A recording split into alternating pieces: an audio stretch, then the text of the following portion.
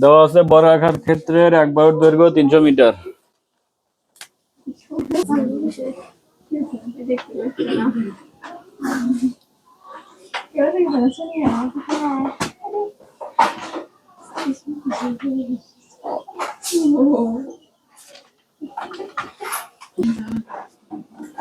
তাহলে বর্গাকার ক্ষেত্রের ক্ষেত্রফল কত হবে?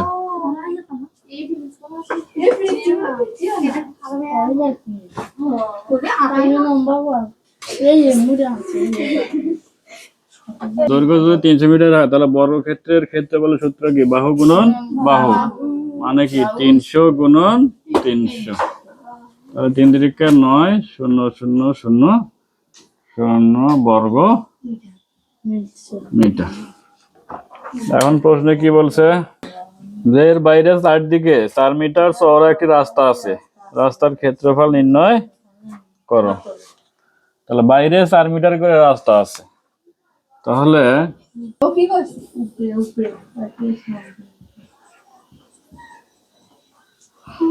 রাস্তা সহ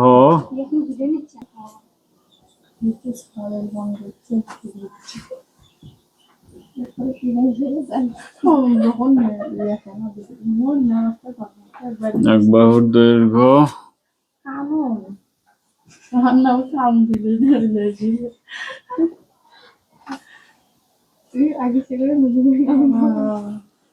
দেখো এখানে বলছে যে বাইরে 4 মিটার চওড়া রাস্তা আছে, তার মানে কি সব দিকে 4 মিটার করে রাস্তা বাড়বে।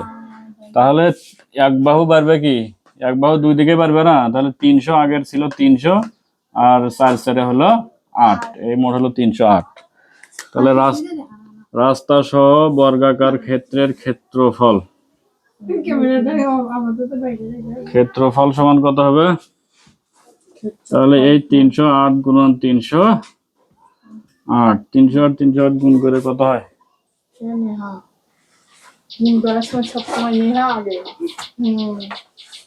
গুণ করো 308 308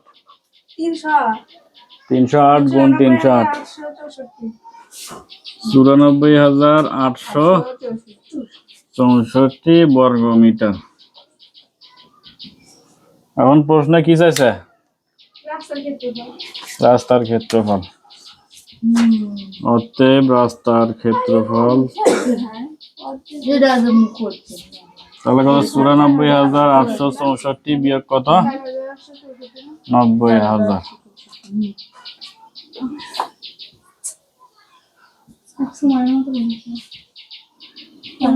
তাহলে কত? 4,864 বর্গ মিটার।